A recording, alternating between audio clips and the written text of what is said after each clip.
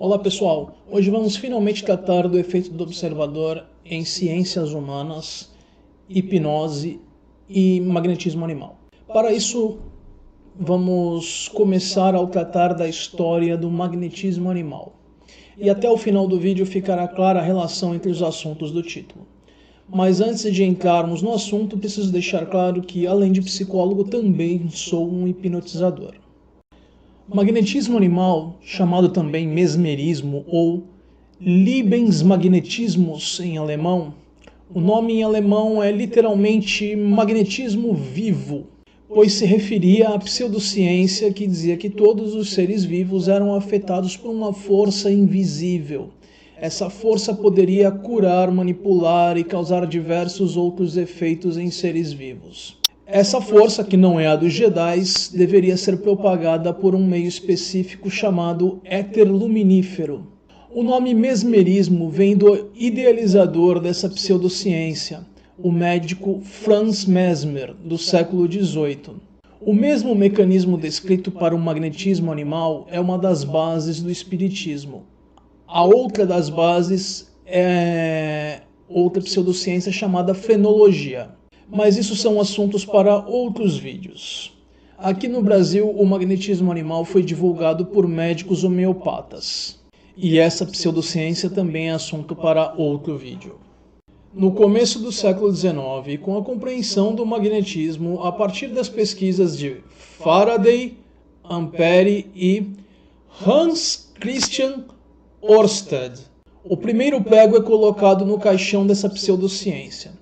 Pois então entendemos que magnetismo não é capaz de afetar seres vivos em níveis encontrados normalmente.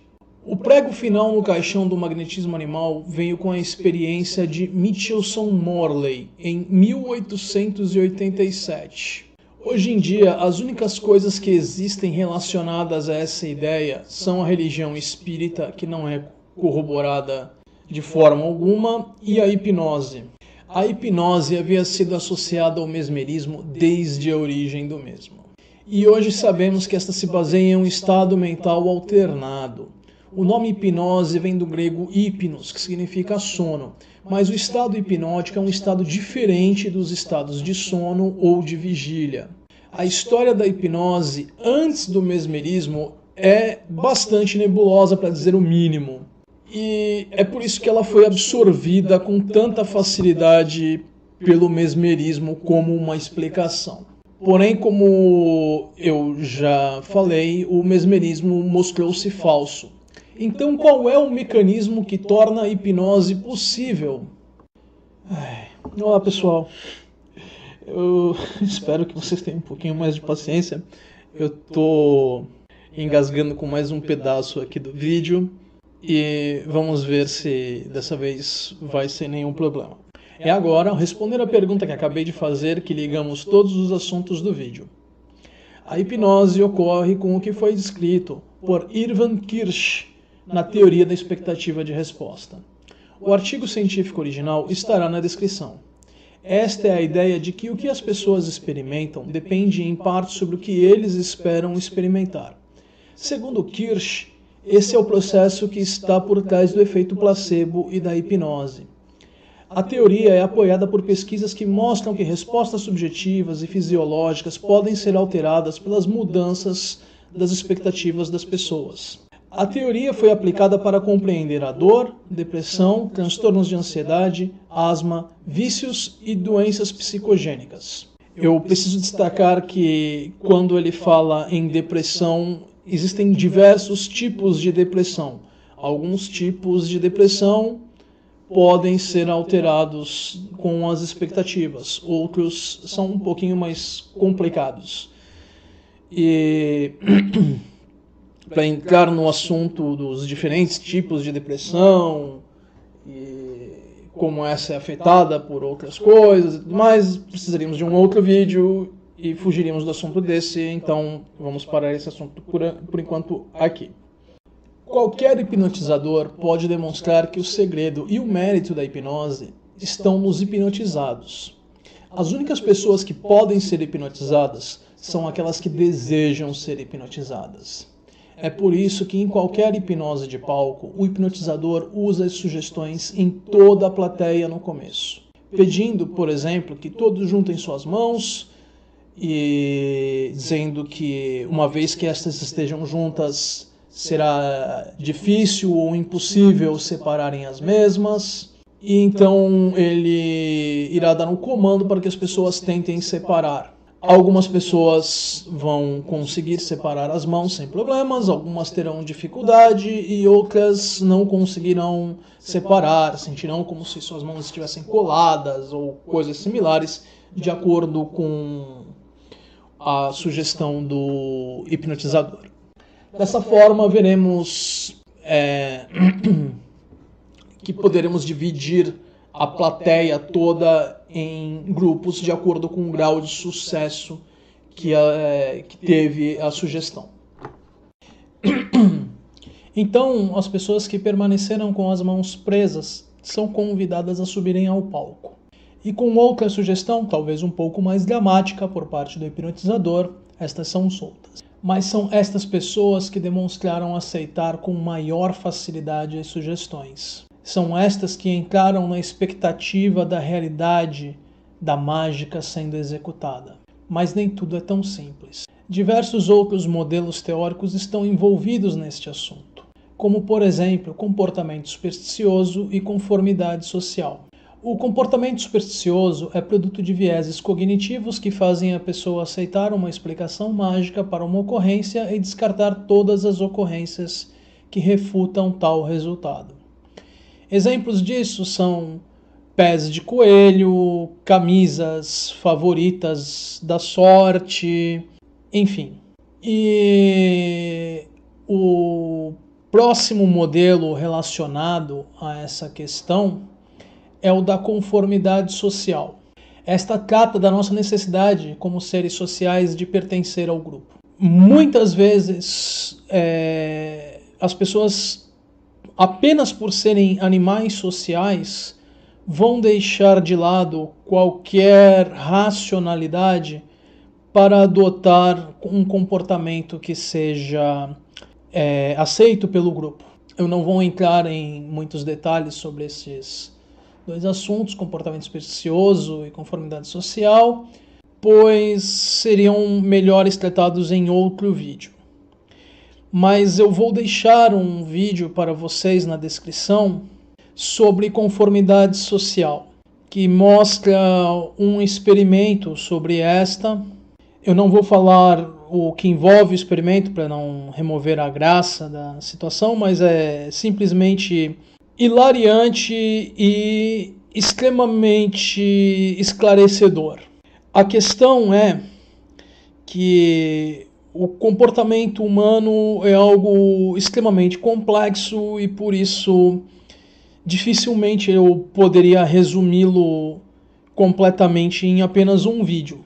Mas o que eu estou trazendo para vocês aqui é a essência do que está por detrás do assunto tratado, que é a questão da influência exercida durante o procedimento da hipnose.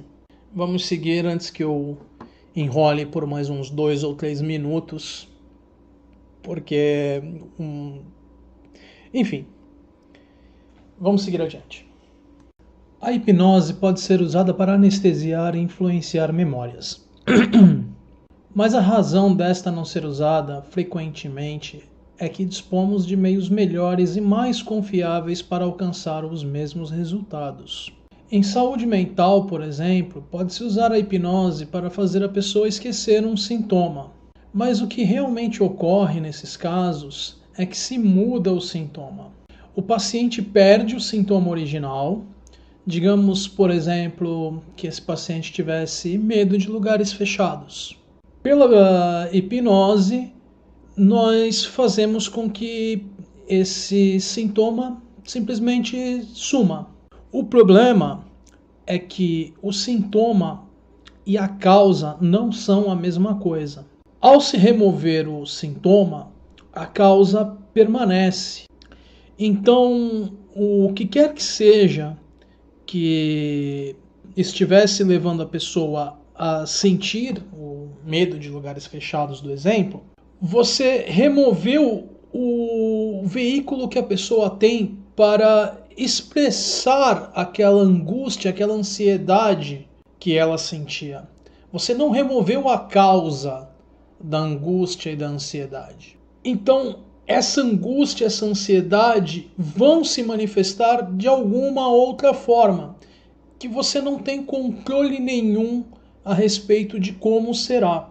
Ou seja, você pode colocar o dedo para tapar um buraco da represa e com isso fazer com que a pressão da água saia com muito mais intensidade e volume de um outro buraco que você não tem nem a menor ideia de que existe. Outro problema relacionado ao uso da hipnose para tratamento de saúde mental é que o paciente fica em uma posição muito mais vulnerável do que ele estaria de outra forma. Uma pessoa em um estado hipnótico aceita qualquer sugestão que lhe seja apresentada sem nenhuma dificuldade. Mesmo que o hipnotizador, no caso, não tenha a intenção de inserir aquela sugestão. Dependendo da forma como o hipnotizador se expressa, pelas palavras dele, ou qualquer outra coisa que ele sequer tenha noção de que ele esteja expressando, seja sobre qualquer assunto, o paciente vai receber aquilo da mesma forma como ele estaria recebendo qualquer sugestão intencional. Para resumir, o uso da hipnose, como eu procurei deixar claro, ele é menos confiável por inserir mais variáveis não controladas do que outras técnicas que nós temos disponíveis. E quando se cuida da saúde de alguém, nós devemos ter o cuidado de nos certificar de que os procedimentos utilizados sejam o mais confiáveis, o mais responsáveis que podemos oferecer. E a hipnose, inerente a ela, existem riscos. E é isso o que eu posso falar a respeito. Qualquer coisa a mais eu vou estar me repetindo, então vamos passar para o próximo ponto. E por mais incrível que pareça, isso é tudo o que temos para falar agora sobre o assunto. Mas antes de encerrar, eu gostaria de fazer um alerta. Aqui no Brasil, a hipnose não requer nenhum tipo de formação para ser aprendida ou praticada. Então, quando alguém diz ser um hipnotizador, não sabemos absolutamente nada sobre a formação dessa pessoa. Não sabemos se ela tem o treinamento adequado para fazer qualquer tarefa. Não sabemos qual foi o tipo de ensino que ela recebeu sobre a hipnose. Nós não sabemos se ela tem capacidade para avaliar os riscos envolvidos. Nós não sabemos se essa pessoa foi avaliada de qualquer forma. E, portanto, é um risco desnecessário para qualquer pessoa que esteja precisando de ajuda. Então, se você que está ouvindo tem interesse em hipnose, por qualquer motivo que seja, procure tratar com profissionais que conheçam a técnica, mas tenham a formação adequada na respectiva área para usar a técnica de forma responsável. E com isso encerramos esse vídeo com, como sempre, vida longa e próspera. O Psicético adverte: ceticismo faz bem à saúde. As fontes estarão na descrição do vídeo. Se você gostou do vídeo que acabou de assistir, inscreva-se no canal, deixe seu joinha no vídeo e na página de Facebook. Se desejar, sinta-se livre para compartilhar o vídeo. Caso não tenha feito ainda, clique no sininho do YouTube ao lado do nome do canal para receber as notificações do mesmo. Vídeos novos estarão disponíveis todas as segundas-feiras. Deixem suas sugestões e perguntas nos comentários ou na página de Facebook. A página de Facebook do canal é a forma mais rápida de receber uma resposta minha a qualquer pergunta ou sugestão. Vida longa e próspera!